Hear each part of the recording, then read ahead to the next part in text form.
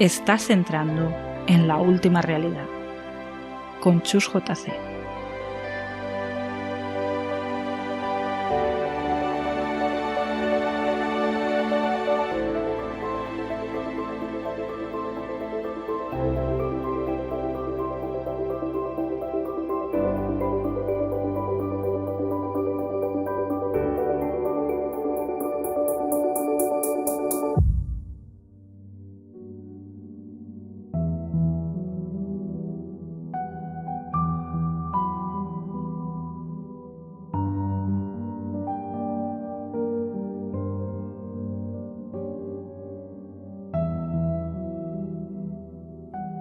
Para quienes tienen poco o ningún interés por esto que llamamos misterio, el mundo de lo inexplicado se reduce a ovnis, fantasmas y poco más.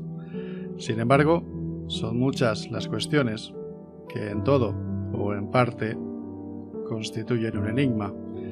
Bien podríamos decir que desde el sentido de nuestra propia existencia hasta el más común de los detalles en nuestro día a día, el misterio está en todas partes. Por eso, el número de temas que podríamos tratar en un programa como este es infinito. El que vamos a tratar hoy es, sin duda, uno de los más incómodos e inquietantes: el crimen. Incómodo, inquietante, pero muy necesario. Necesario para comprender, o al menos intentarlo, un enigma inagotable, presente en cada segundo de nuestra vida, pero al que casi siempre ignoramos los entresijos de la mente humana. Por desgracia, nuestra historia, la del ser humano, se ha escrito a golpe de asesinato, y eso no ha sido porque sí. En la actualidad, en nuestro ya avanzado siglo XXI, las cosas no han cambiado gran cosa, salvo por un detalle. Lejos ya de reducir la cuestión a una simple batalla entre buenos y malos, hoy, aunque todavía lejísimos de una respuesta definitiva, comprendemos un poco mejor cómo funciona nuestra mente. El de hoy es un viaje arriesgado, un viaje hacia aspectos de nuestra propia naturaleza que nos pueden desconcertar y asustar. Pero el objetivo no es, en ningún caso, regodearnos en lo macabro. El objetivo es, como siempre, aprender. Amigos, sed todos bienvenidos a la última realidad. Comenzamos.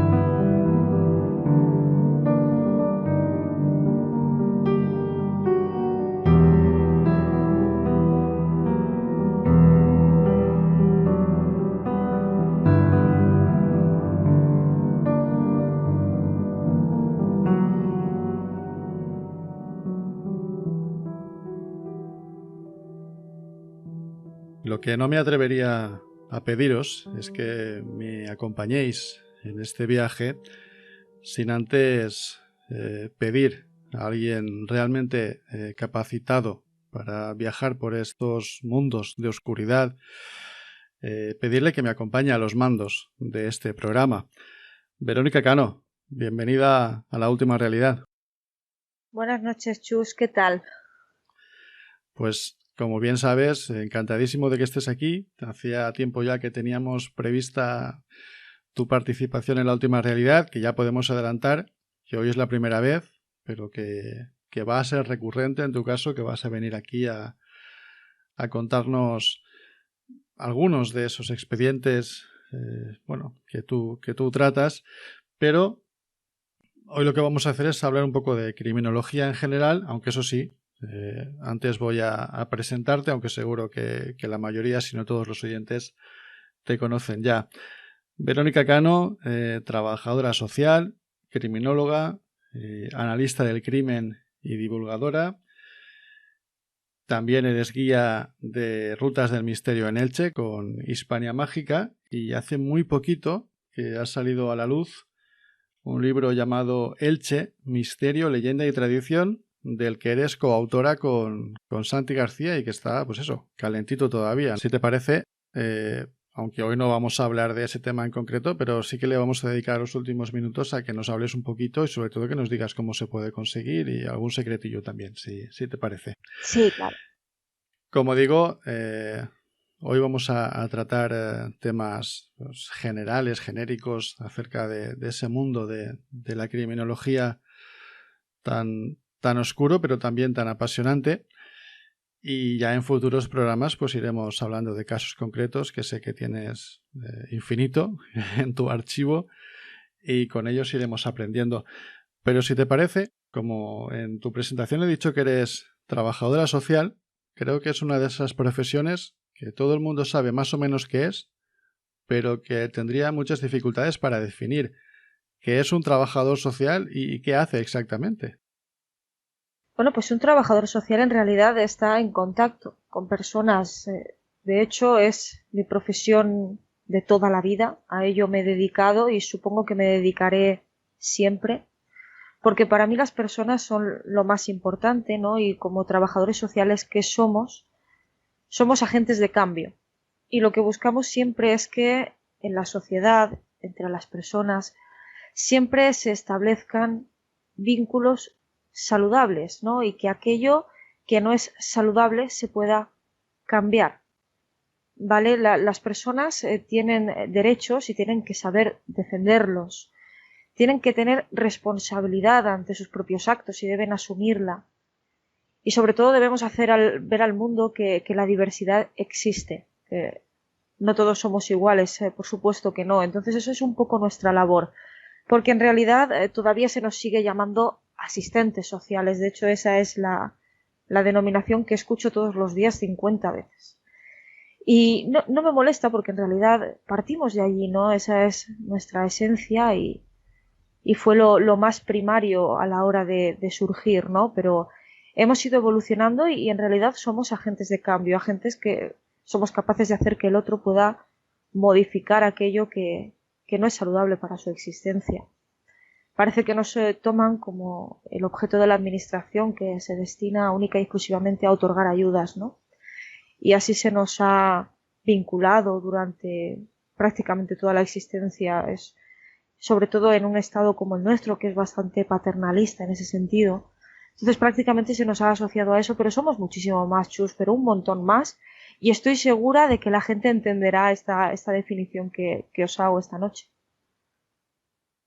Bueno, pues con esa conveniente explicación que me parecía interesante, y después de escucharte creo que efectivamente así es, voy a hacerte la primera pregunta en tono de broma porque no puedo evitarlo, pero en serio, aunque empiece un poco en broma. ¿Qué hace una chica como tú en un sitio como este? Y no me refiero a la última realidad, sino a ese mundo de la criminología. Es decir, ¿cómo entraste ahí?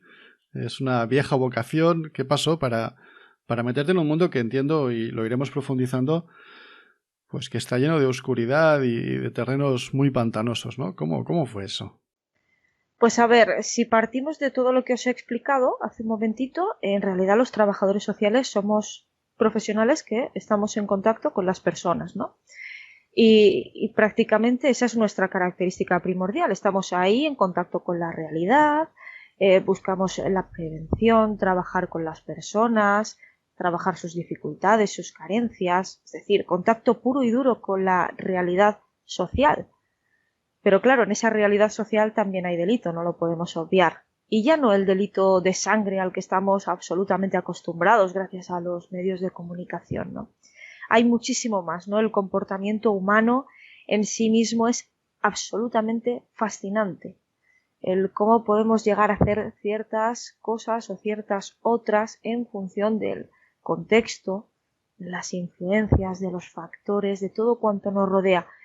Y quizá a partir de ahí empezó un poco esa vocación, ¿no? Para seguir conociendo un poco más de la persona que tenía delante. El cómo las personas pueden llegar a cometer ciertos actos de manera totalmente impensable ante ciertas circunstancias, mientras otros se conservan resilientes ante ciertas otras. Es que me parece de verdad fascinante, mucho más que la biblioteca de Crónica Negra que tengo en casa, que además esa ha sido una afición prácticamente de toda la vida, ¿no? Pero fue como un reto, ¿no? El darle continuidad a esa necesidad de conocer que en la realidad social, donde hay realidad, también hay delito. Y prácticamente todo está de la mano. Y quizá ahí es donde empieza mi andadura por este mundo tan oscuro, pero que en realidad no lo es tanto, porque lo que tratamos de hacer es dar luz. Por tanto, esa oscuridad yo la evito, ¿no? Trato de dar esa respuesta coherente a todo cuanto puede ocurrir, a pesar de que sea muy complicado empatizar, ¿vale? Porque eso es una exigencia demasiado elevada. Hoy vamos a estrenar una pequeña sección en la que vamos a proponer lectura, y qué mejor colaborador para esa misión que un buen amigo de esta casa y por supuesto personal, que es Jorge Barroso, que va a estar en la última realidad de forma recurrente, pues eso, en una mini sección en la que nos va a proponer un libro. En ocasiones ese libro va a tener relación con el tema que estamos tratando, en otras ocasiones no. Hoy sí, hoy en ese debut sí nos va a proponer un libro que sí está relacionado con el tema de hoy. Así que, Verónica, si te parece, vamos a escuchar a Jorge. De acuerdo, venga, vamos a ello. Hola amigos, soy Jorge Barroso. Muchísimas gracias, Xus, por dejarme este pequeño hueco para hablar de un libro, y aprovechando que está la amiga Verónica, que de estos temas sabe bastante, voy a hablar sobre un libro que habla precisamente de estos temas de criminología, o para mí un libro que recoge una gran cantidad de asesinos en series, y bueno, que creo que debería ser un libro de referencia para la gente a lo que nos gusta esta temática tanto del misterio como de la criminología. Y también, cómo no, porque es un libro de una gran compañera nuestra, que es Elena Merino. El libro en cuestión lleva por título En la piel del asesino, 30 confesiones imaginarias de criminales muy reales, editado por Círculo Rojo y con unas ilustraciones tremendas y muy inquietantes del gran Salvador Larroca. Elena Merino es una periodista dotada de una pasión por la psique criminal que la acompaña desde siempre, y conductora del programa de radio Elena en el País de los Horrores. Nos abre, Elena, un oscuro baúl de las mentes de los asesinos nacionales y foráneos más tristemente recordados.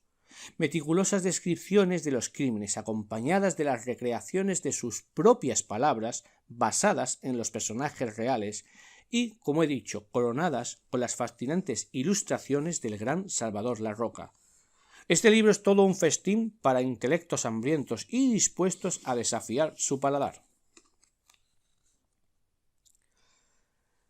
Que usted, lector, va a disfrutar de este libro, yo no tengo duda. Yo lo he disfrutado y mucha gente como yo también lo ha hecho. Y es que va a llamar la atención, este libro que llama la atención es algo fácil de entender.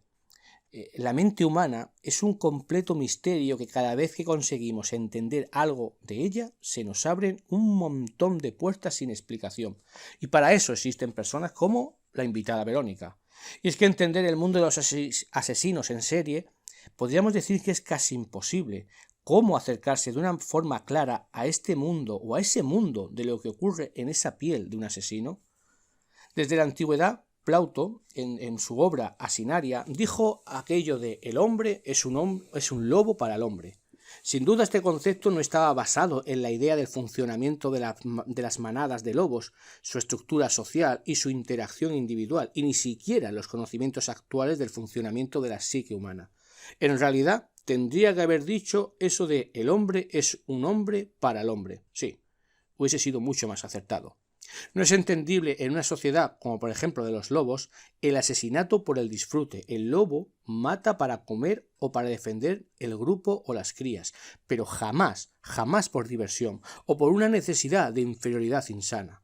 Y es que a lo largo de estas páginas de este libro podemos ver de la mano de Elena Merino personajes que han pasado a la historia, sobre todo por su falta de humanidad, por su incapacidad de empatía y por ser capaces de causar un sufrimiento extremo a otras personas que no entienden por qué actúan así. ¿Qué es lo que pasa dentro de la piel de estos hombres? Si nos fundamentamos en las ideas de Jung, intentaremos entender que la sombra, el lado oscuro de la mente, puede ser la causa de que existan personajes como Ted Bundy, la condesa Bathory o la famosa nuestra Enriqueta Martí. Seres capaces de matar, de no sentir remordimiento y que a los demás se nos hace difícil de entender por qué actúan así. En este libro, En la piel del asesino, se presenta la vida perfectamente detallada de 34 asesinos, que nos hacen entender muchas partes de la psicología y de su manera de actuar, cómo han evolucionado desde la niñez, cómo sus padres han sido capaces de crear estos seres con una tara sociológica tal que, cuando se han relacionado con el mundo, no han sido capaces de adaptarse a unas normas básicas de convivencia. Ya lo sé, nosotros lo que intentamos entender, digo nosotros, personas como Verónica o la propia Elena, intentan entender la mente humana, siempre echan, digamos, la culpa a los padres, pero lo que está claro es que en los 4 primeros años de una persona se marcarán las principales vías de motivación y de funcionamiento de la misma. O esto es lo que dicen, lo que saben de esto. Sí, únicamente en los primeros 4 años, lo que los padres o educadores hagan después, se necesitarán de gran trabajo para corregir estos primeros momentos, esta época que se crea la incapacidad para adaptarse a las normas sociales, su facilidad para crearse alias y engañar al resto de las personas con personalidades falsas, buscando un beneficio propio o un placer ya que no entienden el daño que son capaces de producir. Se crea la costumbre de la irritabilidad y de la agresividad que será la base de la interrelación con otras personas y una conducta delictiva futura, causa continua de su detención, despreocupación irresponsable por la seguridad de los demás y sobre todo una falta de remordimientos hacia el acto de haber dañado o maltratado a otros. Pero ¿cuándo se estableció que estas personas serían lo que han sido? Una de las grandes dudas es si el asesino nace o se hace. Mientras las legislaciones existentes buscan elementos que demuestren que estas personas nacen, los estudios de la mente más recientes tienen cada vez más claro que estas personas se hacen, o por lo menos en gran medida se hacen. Y es que personas inseguras, educadas en el miedo, que crecieron en familias donde no se les enseñó qué es el amor, son las causas de que se creen personas incapaces de saber elegir cómo reaccionar ante lo que sucede. Y estas personas están reflejadas en cada una de las páginas de este magnífico libro. Así que esta es mi recomendación, el libro de Elena Merino, En la piel del asesino, 30 confesiones imaginarias de criminales muy reales, editado por Círculo Rojo, y que estoy seguro de que todos los amantes bueno, si sois amantes de esto, quizá tenéis un problema, o no. Yo también soy amante de estos temas, porque es necesario conocer qué es lo que pasa, qué sucede, qué ha sucedido en estos casos, para intentar entender a estas personas. Y para eso nada mejor que personas como la invitada de este programa, Verónica. Así que desde aquí un fuerte saludo a Verónica y otro pachús, otro para vosotros, oyentes, y ya sabéis, En la piel del asesino. Un fuerte saludo y hasta otra. El título del libro que nos recomienda Jorge, que no sé si lo conoces, supongo que sí, y sobre todo a Elena Merino, que es muy conocida por su programa.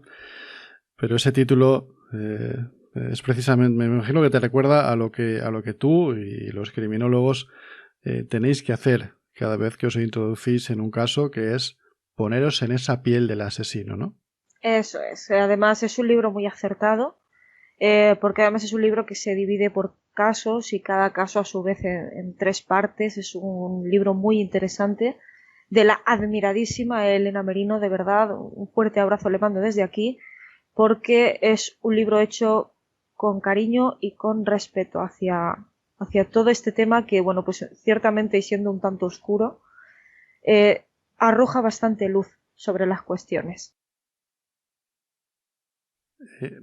Una de esas preguntas que imagino que te habrán hecho millones de veces y que yo tengo hoy también que hacer en este primer programa tuyo aquí y que ha introducido precisamente Jorge, es esa pregunta del millón de ¿el asesino nace o se hace? A ver, vamos a recurrir un poquito al pasado y vamos a recordar al doctor César Lombroso, que digamos que es el papá de la criminología moderna. Y este papá ya estudiaba a los delincuentes a finales del siglo XIX, porque él estaba convencido y preconvencido de que estas personas estaban por debajo de la evolución humana normal, ¿no? Que era como una especie de regresión hacia lo que era el hombre más primitivo y de impulsos más primarios. Claro, después de años y años de estudio, Lombroso llega a la conclusión de que se podía identificar a un asesino común por su cara, ¿no? Por ejemplo, o por la longitud de sus brazos, que podía ser excesiva, por sus orejas, que podían ser un tanto desproporcionadas, por la nariz aguileña, es decir, estamos hablando de una persona físicamente, una representación de la fealdad, ¿no? Claro, a pesar de que esto pudo quedar desacreditado, ¿vale? La investigación en realidad sobre estas cuestiones acaba de empezar, ¿no? Y se llega a la conclusión de que estos asesinos tienen cerebros más propensos al enfado y al bajo autocontrol. Claro, una de esas razones podría deberse a factores familiares, factores previos como el abuso infantil, haber sufrido maltrato físico en la infancia.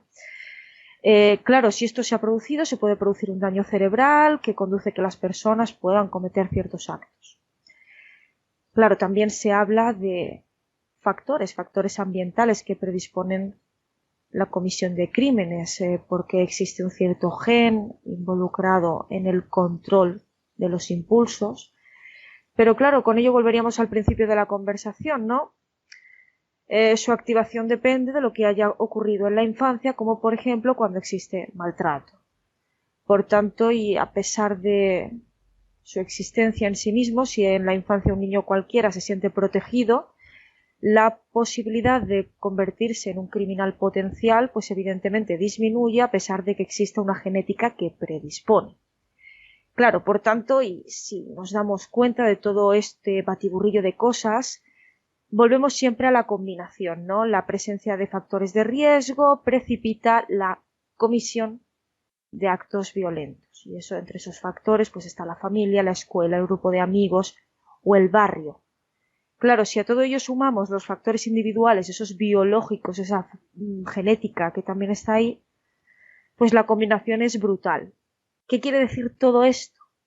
Que al final un asesino nace y se hace al mismo tiempo, porque no hay una única respuesta, una respuesta absoluta, una verdad total, porque en realidad es la combinación de factores la que precipita el acontecer de los hechos, porque es una interacción muy compleja entre lo que son los factores individuales, la genética, la biología pura y dura, y los sociales, que a fin de cuentas acaban por predisponer a la violencia.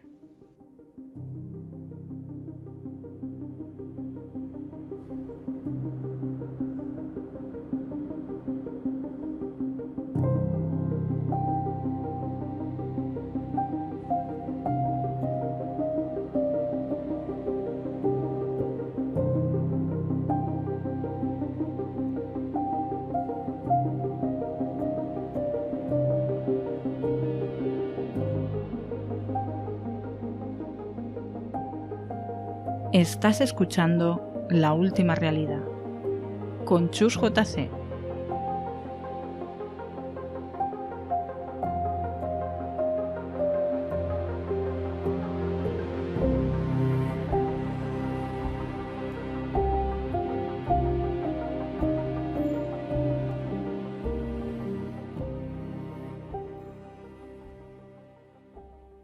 De algún modo, a la persona que puede acabar siendo un asesino, ¿se le puede ver venir de alguna forma o eso es absolutamente imprevisible? Y extendiendo la pregunta con uno mismo, porque yo muchas veces, con esa manía que tengo de hacerme preguntas incómodas, ¿puede uno sospechar que en las circunstancias adecuadas, entre comillas, puede llegar a ser un asesino?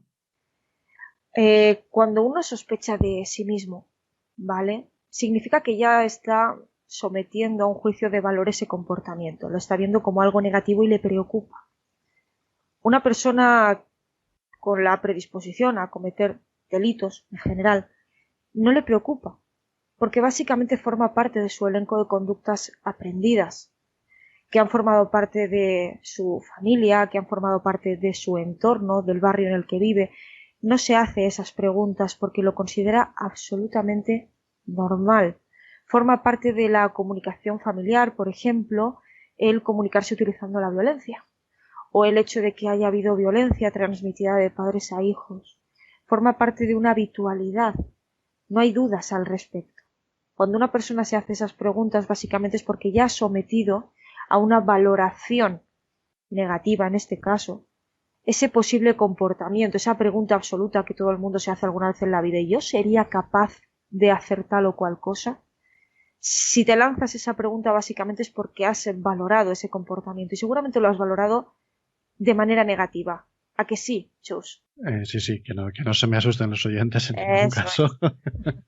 Eso es, entonces ese es tu punto de partida, Chus. Es decir, tenemos una escala de valores definida, establecida, nos viene de familia, nos viene de casa y nos viene de serie. Y eso nos va construyendo como personas, ¿no?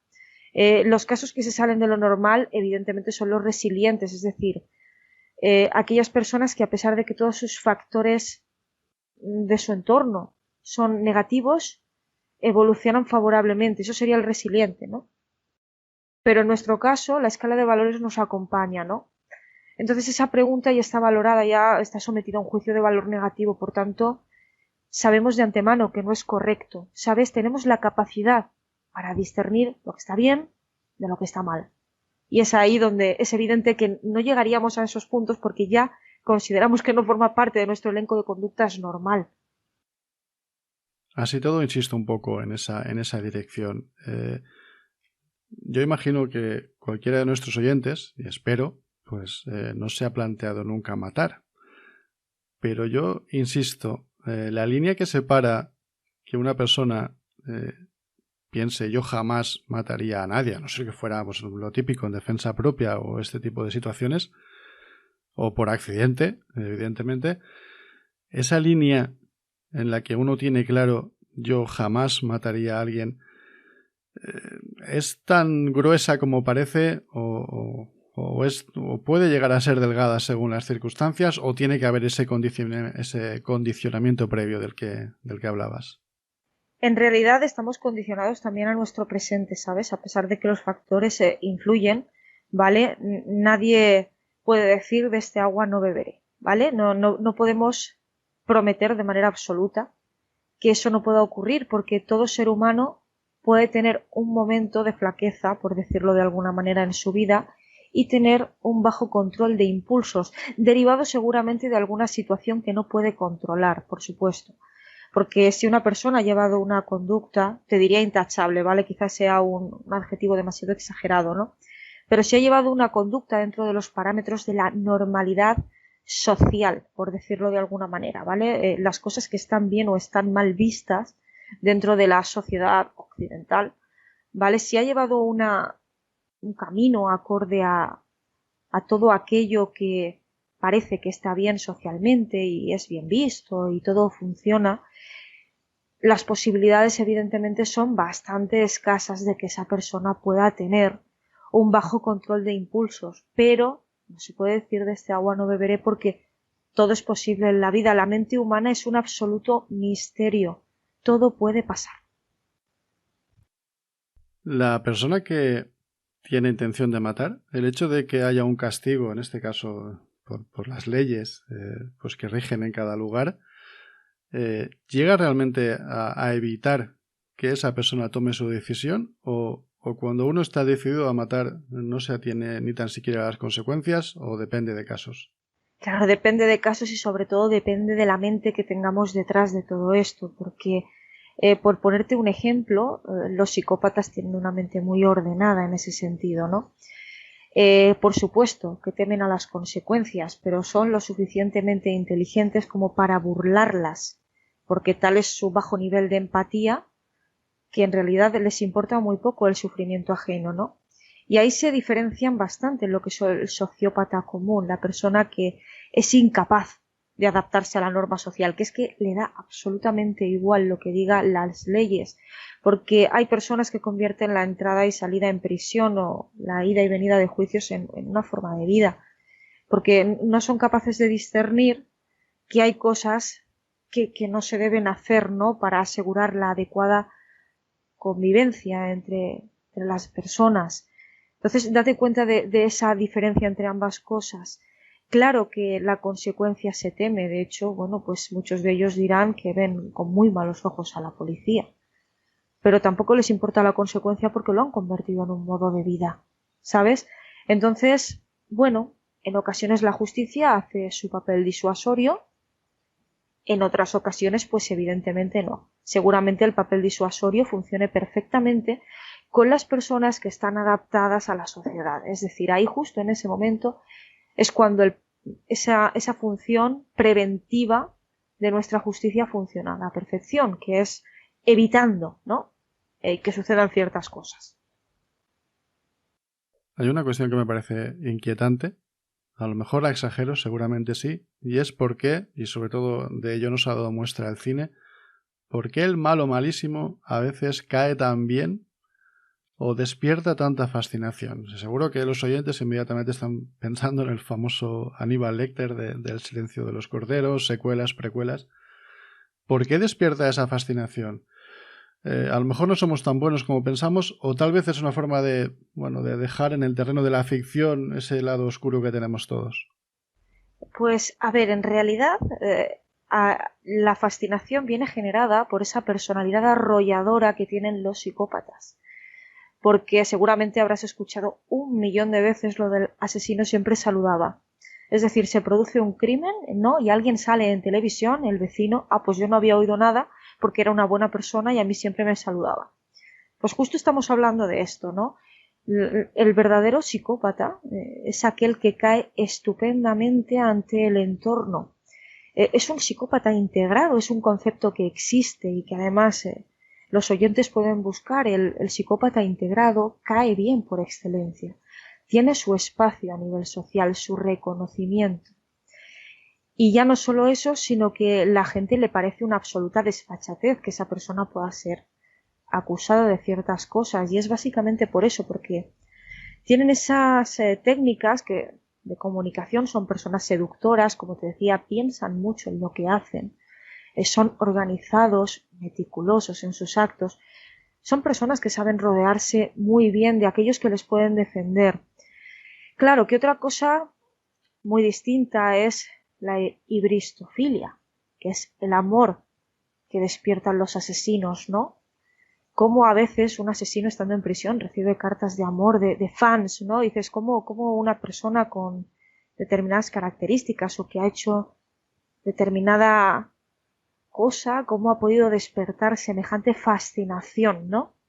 Eso ya es otra cuestión muy diferente, pero que existe, ¿vale? Es totalmente tangible. A muchas personas les atraen sexualmente los criminales, ¿vale? No es ninguna locura, es algo que ha pasado muchas veces, es una atracción que deriva probablemente de los impulsos más básicos del ser humano, ¿no?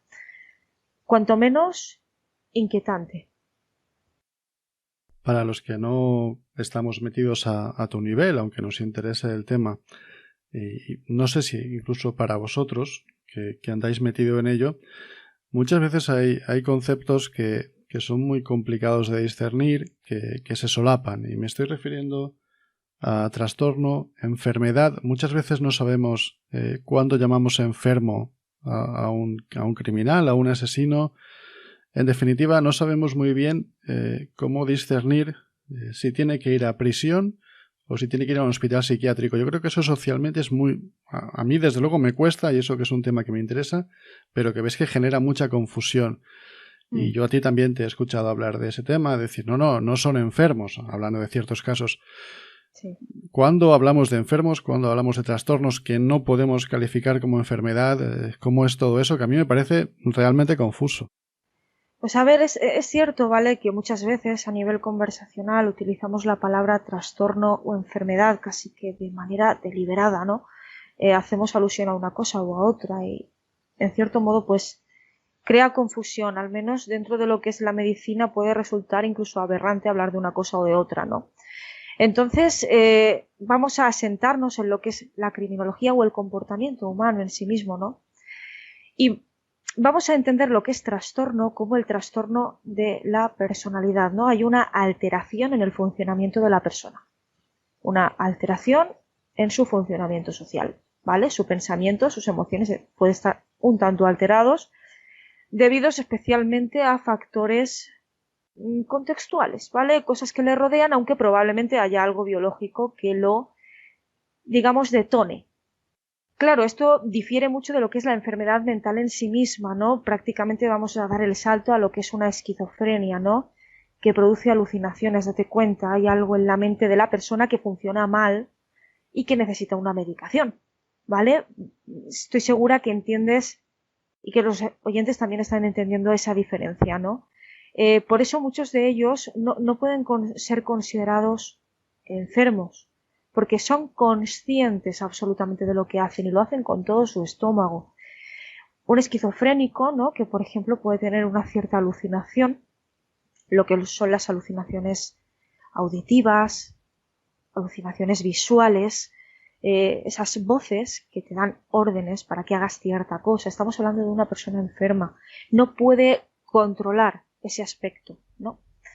En cambio, bueno, pues hay otras personas, como los psicópatas, ¿vale? Que por supuesto que lo podrían, entre comillas, controlar, ¿no? Porque si son amables con absolutamente todo el mundo, ¿por qué no controlar ese aspecto suyo de su personalidad si tan controladores son? ¿Ves la diferencia, verdad? Tenemos una persona que es consciente de lo que hace y lo hace por puro placer, por contra de una persona que, bueno, pues sufre una determinada patología y que no es consciente de aquello que está llevando a la práctica en un determinado momento. Antes has hablado de enfado y no sé si también vuelvo al cine por influencia de muchas veces imaginamos al psicópata como alguien absolutamente frío que no siente absolutamente nada.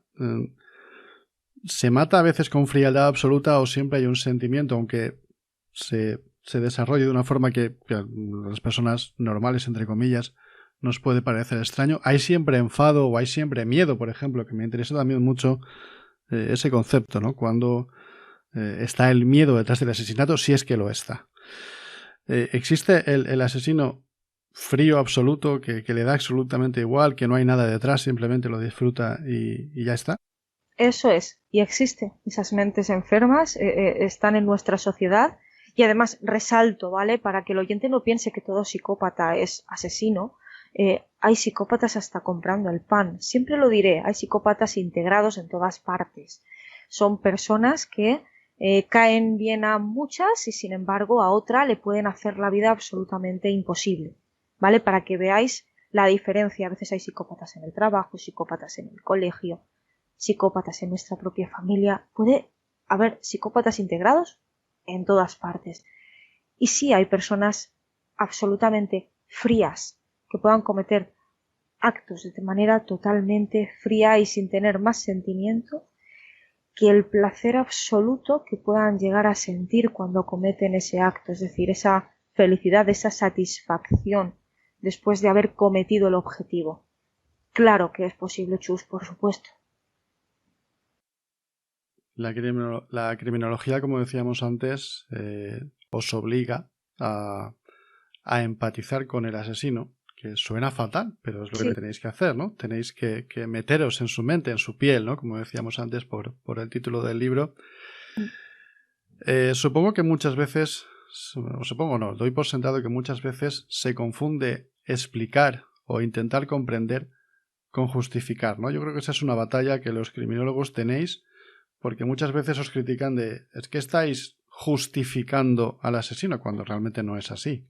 Eso es, y además eso es una batalla habitual. Quiero decir, muchas veces me ha ocurrido en ponencias o en programas que parece que puede llegar a sonar justo a eso, a justificante, ofrecer un justificante o un motivo, el por qué ha ocurrido eso, como salvando el hecho. No, es que además en ningún momento, porque lo que tratamos es de empatizar, pero con ambas partes, es decir, tratando de ver objetivamente lo ocurrido por un lado y por otro. De hecho, cuando yo comento cualquier caso de crónica negra, ¿no? Y tratamos un poco de darle la vuelta, de destriparlo, valga la redundancia por el tema que estamos hablando, siempre trato de ver todas las posibilidades, porque es la única forma de poder llegar a entender, o al menos, fíjate, más que entender, conocer, porque entender es lo que te decía, es una exigencia muy alta, igual que empatizar. Yo no puedo pedirle a una sociedad que empatice con un criminal que ha cometido un acto muy cruel. Eso es totalmente imposible. No está fuera por completo de mi competencia y tampoco sería justo pedirle a una sociedad que empatice con una cosa. Pero sí que por lo menos tenga una visión de fondo de lo que puede ser un suceso en cuestión, de lo que puede haber ocurrido. Pero no significa tampoco que tenga que empatizar 100%, ni que explicar, ni que justificar. Siguiendo un poco por ahí, uno de los grandes caballos de batalla que hay a nivel social o de los enfados o de las cuestiones que más suelen enfadar a la sociedad es el mundo de los reincidentes, de esas personas que de repente aparecen en las noticias que ha habido una violación o asesinato, por ejemplo, y a las pocas horas pues se sabe que esa persona ya estuvo en prisión por un delito parecido o idéntico, que cumplió su pena y que salió. Eso ha generado, como bien sabes, infinitos debates y seguro que los seguirá generando. Y ahí entra el realmente qué tiene que decir la criminología de esas personas que parece, entre muchas comillas, porque antes te hablaba de enfermedad, que no tienen curación, dicho coloquialmente, que parece que siempre que estén en libertad van a recurrir a esos malos vicios, por decirlo de algún modo. ¿Cómo gestionamos eso? Porque es realmente un tema muy complicado, ¿no? Es que es complicado, sobre todo porque si nos vamos a nuestra Carta Magna, a nuestra Constitución, se dice en todo momento que la finalidad de cualquier pena privativa de libertad o cualquier pena en sí misma siempre será la reinserción y la reeducación. Es un concepto que además se machaca muchísimo, que está en boga, que siempre se habla de ello en los noticiarios. Y claro, también en realidad son los fines del tratamiento penitenciario. Esto aparece muy bien explicado en la Constitución, en el artículo 25, que además que el condenado tiene una serie de derechos fundamentales, a excepción de los que se vean expresamente limitados por la comisión del acto en sí. Claro, nuestro sistema judicial defiende la puesta en marcha de un montón de actividades que sí promocionan el crecimiento personal, que sí mejoran las capacidades del delincuente, siempre todo en vistas de que la persona pueda superar esos factores, que ese concepto ha salido mucho esta noche, que dieron lugar a la conducta criminal, esos factores de riesgo que, pues están ahí, que aparecen y que siempre van a estar ahí cuando la persona salga en libertad y vuelva a insertarse en el mismo contexto. Esto es un tema muy candente, ¿no? Porque parece que no termina de funcionar. La reinserción probablemente no se esté manejando de la mejor manera, ¿no? Y claro, yo no le puedo pedir a una sociedad que entienda, ¿no? A ustedes, familiares entiendan que si tal persona mató a su familiar, pues lo hizo porque así le dio la gana y así lo hizo antes también. Claro, date cuenta de qué estamos haciendo, ¿no? Es pedir un imposible y la reinserción tampoco termina de funcionar.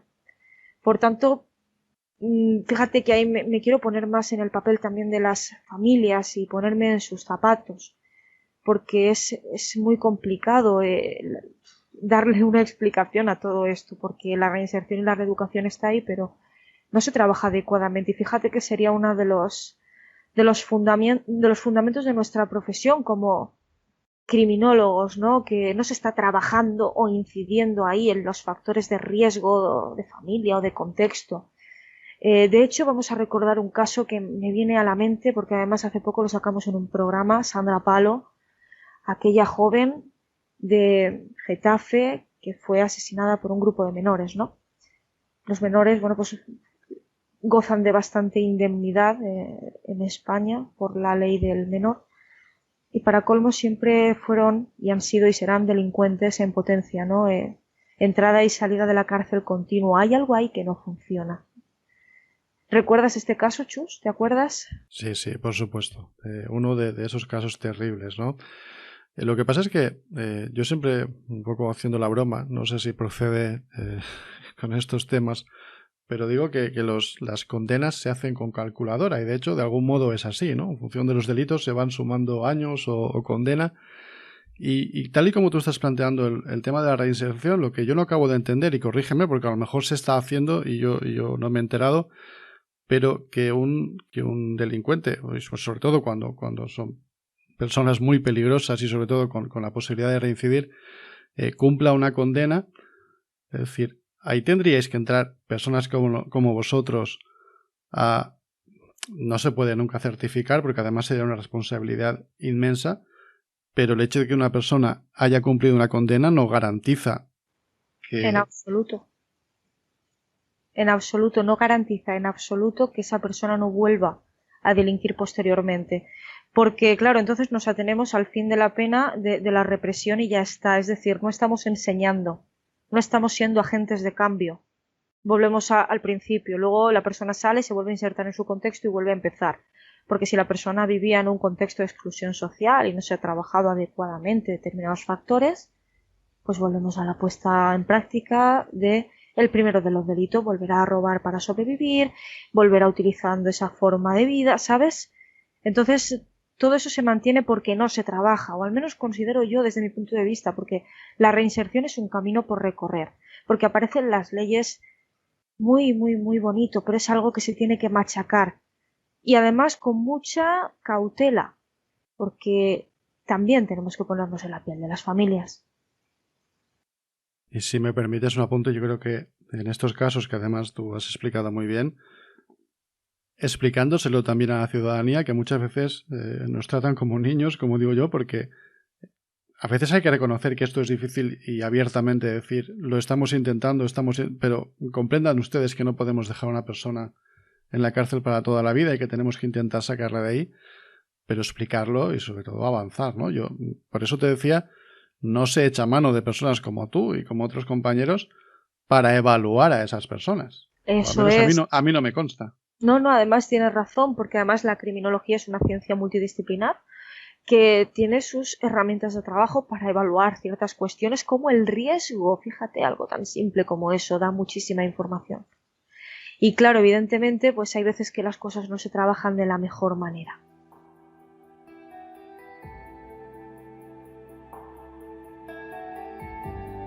Estás escuchando La Última Realidad, un espacio de Al Final de la Escalera. Puedes seguirnos en nuestra web finalescalera.com, en Facebook, Twitter, YouTube, iVoox y la reddelmisterio.com. También puedes ponerte en contacto con nosotros a través de la dirección de correo electrónico info@finalescalera.com.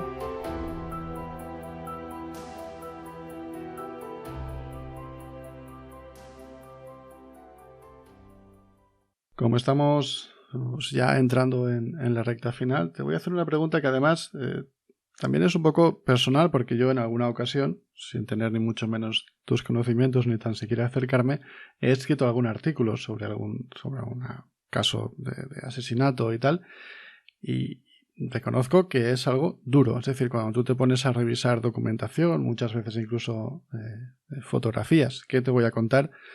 Se sufre emocionalmente, se sufre psicológicamente porque estás viendo cosas increíbles. Y la pregunta que yo os hago a todos los que estáis en esta historia, ¿cómo, entre comillas, os desintoxicáis o conseguís desconectar de eso? Porque yo imagino que habrá sufrimiento real en la evaluación o en el estudio de ciertos casos, ¿no? Sí, es cierto, pero fíjate, yo también tengo sufrimiento real todos los días, porque yo me enfrento todos los días a problemas reales de gente real, ¿no? Entonces, también hay que saber diferenciar entre trabajo y vida personal. Es algo que hay que llevar con suma cautela, porque no te puedes llevar el trabajo a casa. Es una absoluta locura porque, fíjate, la criminología hablamos de problemas cerrados. Ha sucedido una cosa, ya ha sucedido, está ahí, punto. Pero los problemas reales de la gente real, imagina. Y en la vida real hay de todo eso y un poco más. Hay sucesos que acontecen y se desarrollan. Entonces, a veces resulta complicado, no te voy a engañar, diferenciar entre una cosa y otra. A veces nos implicamos de más con alguna familia, con alguna situación. Y cuesta, ¿no?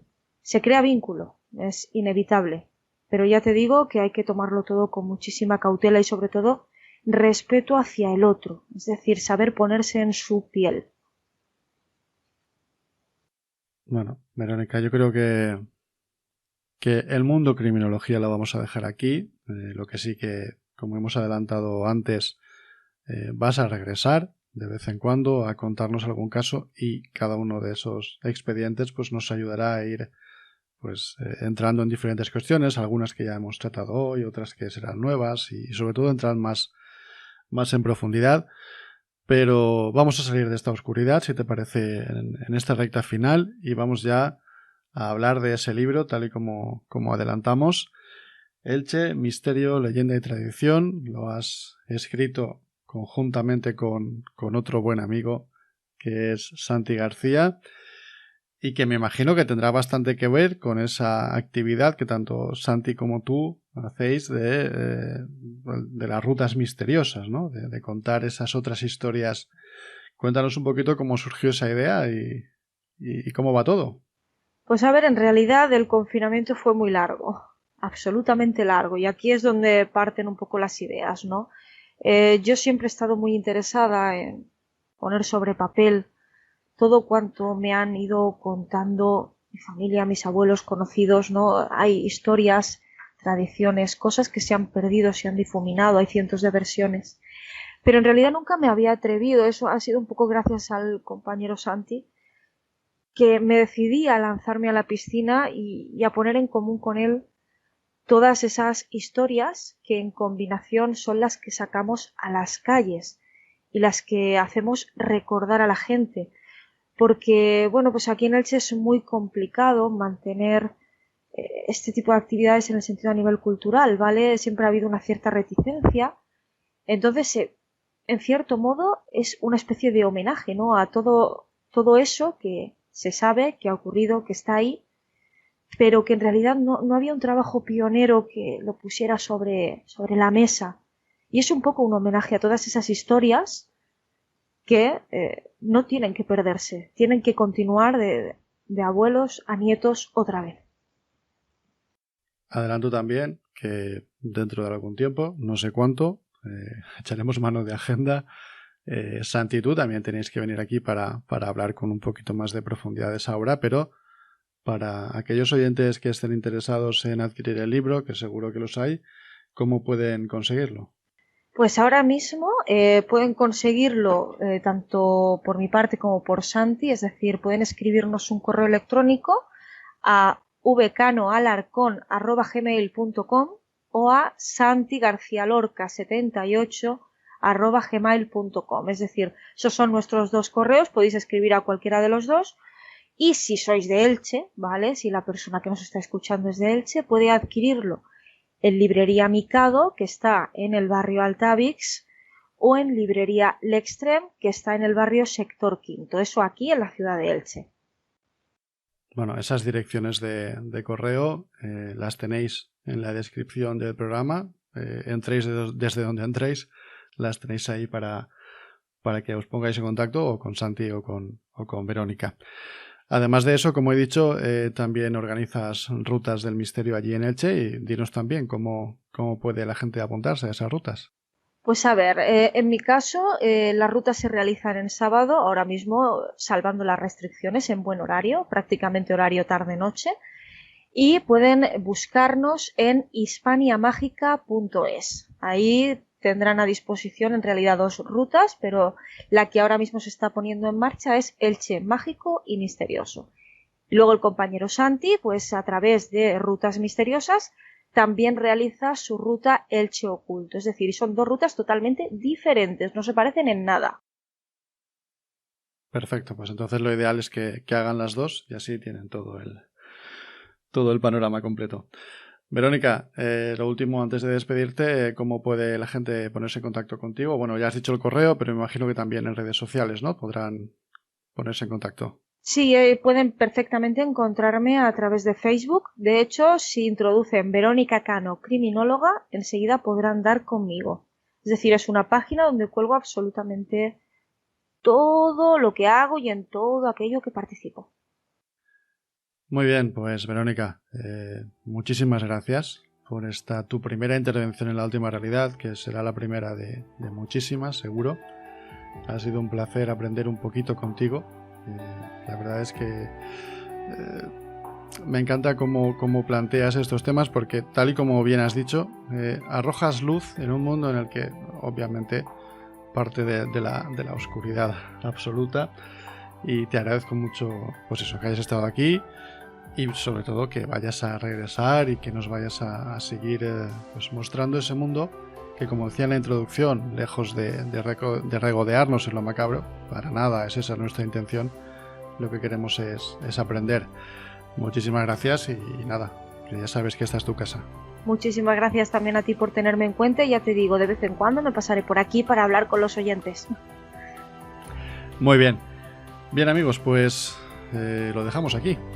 Como nos hemos adelantado, Verónica será una de esas voces recurrentes aquí en La Última Realidad y tendremos ocasión de seguir aprendiendo con ella, pero hoy nos toca ya detener el programa. Muchísimas gracias por habernos acompañado una vez más. Nos escuchamos muy pronto aquí en La Última Realidad. Has escuchado La Última Realidad, un espacio de Al Final de la Escalera. Puedes seguirnos en nuestra web finalescalera.com, en Facebook, Twitter, YouTube, iVoox y la reddelmisterio.com.